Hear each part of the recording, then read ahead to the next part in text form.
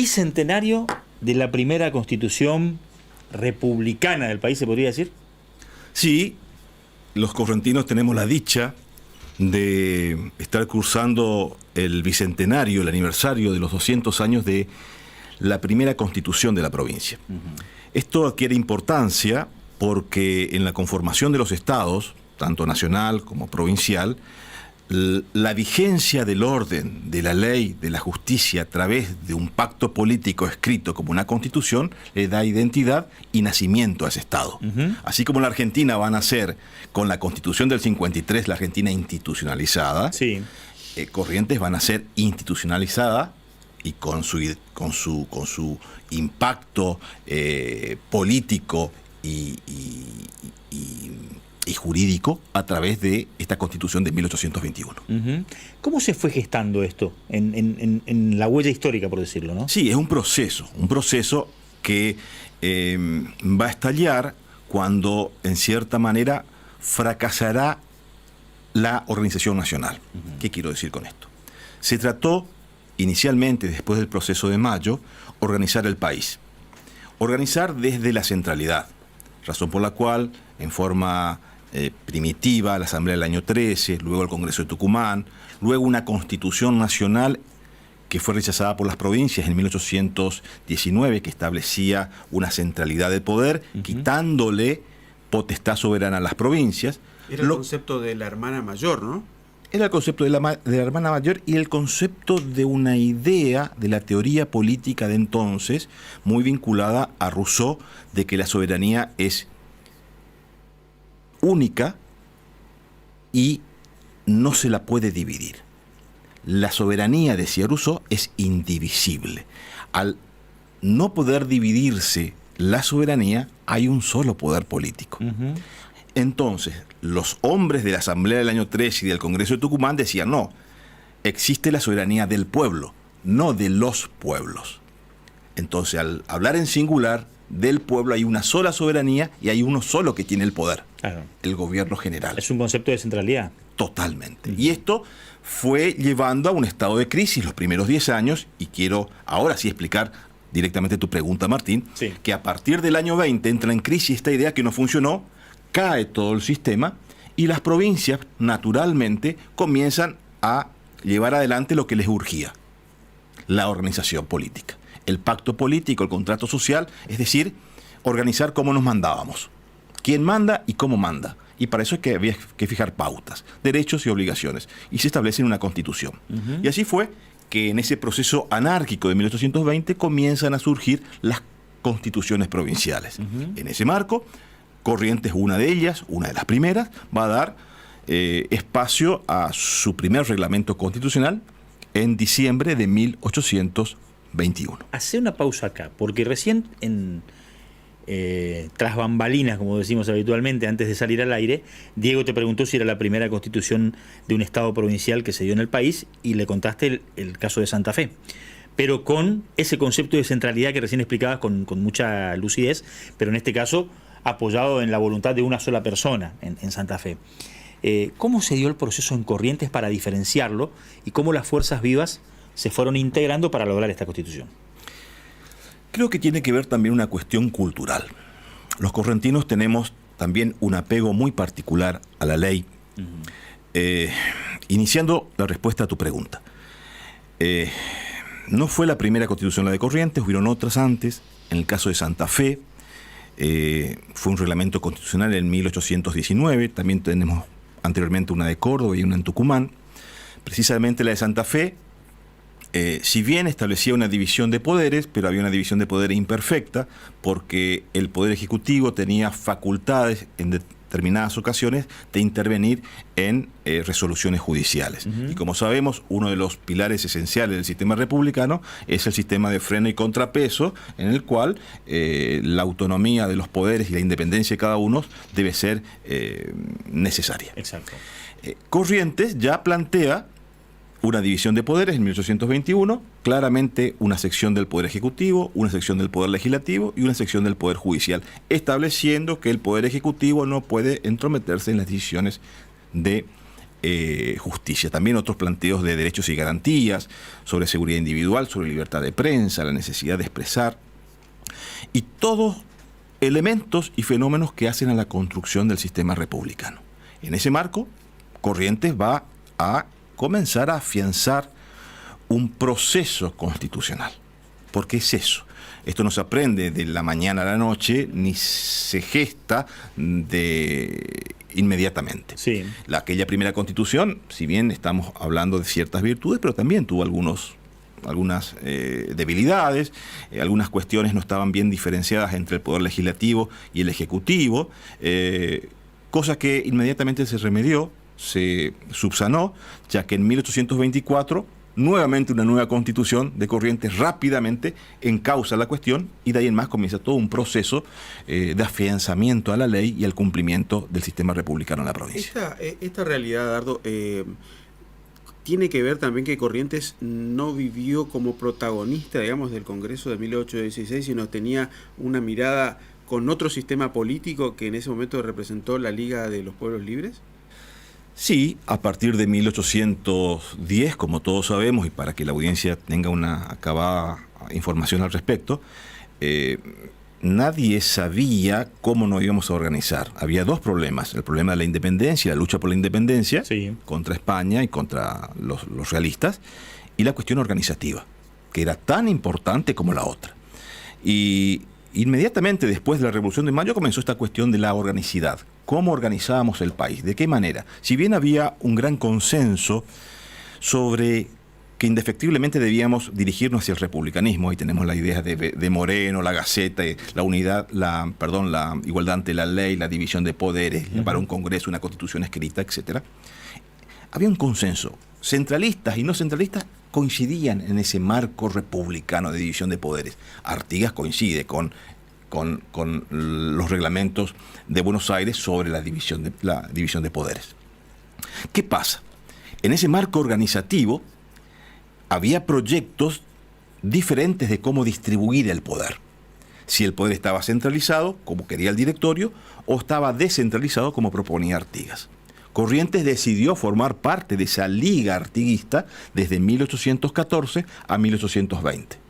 Intentó organizarse, tuvo un congreso en Arroyo de la China en 1815, fracasó, no tuvo impacto, pero fueron intentos, es un proceso en el cual todas las alternativas fueron válidas para ir madurando, como una cuestión de experiencia, ¿no? Hasta que después de tanto andar, llegamos a la conclusión, o por lo menos al final, de acordar consensuadamente el pacto político. Tuvimos la mala suerte, de que tuvimos un largo proceso para llevar adelante ese consenso, cuando otros países, por ejemplo, Estados Unidos, Norteamérica, a los pocos años lograron la independencia y la organización definitiva. Hoy decía Diego, yéndonos un poquito del tema, pero también buscando ilustrar, que en Argentina se habla del sillón presidencial y se habla del sillón de Rivadavia. Y cuando hablamos del sillón provincial, hablamos del sillón de Ferré. Decía él, ¿está bien relacionado o está mal relacionado? Y le vamos a preguntar esto a Dardo Ramírez Brás. Sí, es muy interesante. Yo también me planteo, ¿por qué es el sillón de Rivadavia? Claro. A mí me gustaría... Porque fue el primero que se estableció como presidente. Está bien. Fue el primero que el Congreso de 1824, un Congreso constituyente, sí, lo designa a través de una ley de presidencia. Exacto. 1826. Pero no es el primer presidente de carácter constitucional. El primer presidente de carácter constitucional es Urquiza. Y si queremos hilar más fino, el primer presidente con la Argentina unida después de todo el marco... Y con más legitimidad. Con más legitimidad es Santiago Derqui. Entonces, que reposa sus restos en la Iglesia de la Cruz, y los correntinos lo tenemos acá en su mausoleo. Entonces, es muy relativo esto, pero me parece bueno como disparador. Sí. Y sí, entre los correntinos tenemos el primer gobernador constitucional ha sido Fernández Blanco, el segundo ha sido Ferré. Lo que pasa es que la dimensión, la proyección, la identidad y el impacto que tiene Pedro Ferré, no solamente para los correntinos, para la idea de la doctrina correntina y el impulso que éste generó que la llevó a Corrientes como uno de los líderes de todo este proceso organizativo, creo que se instaló naturalmente. Lo hace indiscutible. Se instaló naturalmente. Claro. Entonces, y Fernández Blanco ha sido un comerciante que generó un importante movimiento y no terminó, más allá de eso, de ser el primer gobernador. Pero la proyección, la lucidez, el impacto y la relevancia nacional que alcanzó Pedro Ferré a nivel de nuestra nacionalidad ha sido importante, que todavía le debemos. Termino con esto y pongo ahí un planteo y tal vez una queja. Sí. Todavía le debemos un monumento como debe tenerlo. Está bueno. Ahora, la historia es muy apasionante, es interesante y generalmente dicen algunos que es el estudio de los hechos colectivos trascendentes del pasado y la historia que van dejando, la enseñanza que dejan, ¿no? Uno ve, por ejemplo, en Estados Unidos que la dimensión presidencial de los presidentes grandes de la historia está reservada para Thomas Jefferson, para Abraham Lincoln, para John Fitzgerald Kennedy, para, bueno, Franklin Delano Roosevelt, porque enfrentó la crisis del 30 y después la Segunda Guerra Mundial, o George Washington organizacionalmente, ¿no? Ahora, yo le pasé un video a Nico de un recordatorio que ustedes hacen de Caguazú, en Chavarría. A mí me conmueve ver cómo los testarudos de la historia, y lo de testarudos lo digo sin mala intención, sino fundamentalmente viendo el tesón de ustedes por refrescar algunas cosas que son identitarias nuestras. Ahí está el video en Chavarría de la gente que quiere recordar esa gesta correntina. Yo creo que debería desafiar a más integrantes de nuestra comunidad para reconocer a un hombre que quizás por no ser un correntino nativo no está tan reconocido en nuestra historia, pero que ha sido fundamental, como es el general Paz. Porque el general Paz, yo le comentaba esto a Diego, y Diego también en algún momento ya se encargó de ver esto a través de YouTube o a través de algún documental, es reconocido hasta por la Academia de Estrategia Militar de West Point en los Estados Unidos. Correcto. Como un genio de la guerra. Correcto. Con una batalla que se libró en suelo correntino. Exacto. Porque no por su vida militar, sí. sino por esta batalla. Por esto, porque Caguazú trascendió el propio Paz en su vida militar estratégica por Caguazú, no por toda su vida militar. Sin llevar, sin que esto sea un hecho aislado, concatenando con lo que decía recién Dardo, con una figura política importante, que fue quien lo convoca y quien arma, digamos, o lo insta a Paz a armar ese ejército con los despojos que quedó de Pago Largo. Que era nada más y nada menos que Pedro Ferré. Por eso. Sí, Corrientes desde 1839 va a encontrar en la figura de Paz a alguien que va a reincursar militarmente aquellos